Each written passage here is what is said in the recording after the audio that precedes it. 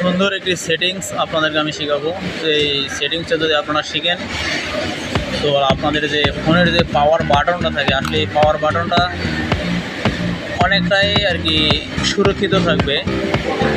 তো এই সেটিংসটি মাধ্যমে আপনারা কাজ করতে পারেন। তো আপনাদেরকে যদি ভালো লাগে অবশ্যই আমার এই ভিডিওটি লাইক শেয়ার করবেন। তো কথা হচ্ছে যে আর অবশ্যই আমার চ্যানেলটি সাবস্ক্রাইব করবেন। আমার চ্যানেলের নাম হচ্ছে নীলমামারি ইউটিউব চ্যানেল। তো কথা হচ্ছে যে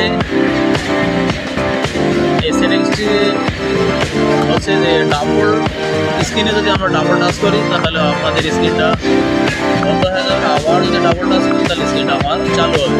তো এইভাবে যদি আমরা করি তাহলে কী হবে, আমাদের ফোনের যে পাওয়ার বাটন, যেটা মেন বাটন হয়, এই পাওয়ার বাটনটা কম ব্যবহার হবে আর পাওয়ার বাটনটা নষ্ট হবে না।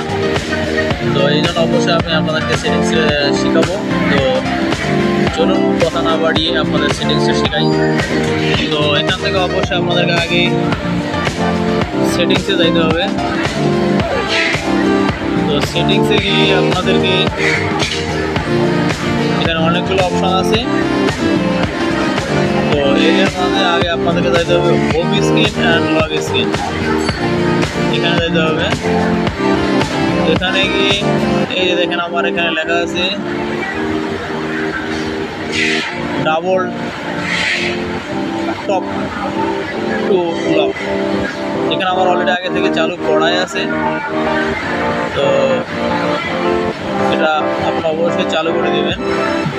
তো চালু যখন করে দেবেন তখন অবশ্যই আপনাদের অপশনটা চালু হয়ে গেল। এখান থেকে আমরা ব্যাগে আসলাম। ব্যাগে আসার পরে আপনাদের স্ক্রিনে ডাবল টাচ যদি করেন তাহলে অবশ্যই আপনাদের স্ক্রিনটা লক হয়ে যাবে। আবার ডাবল টাচ করে স্ক্রিন আবার চালু হবে।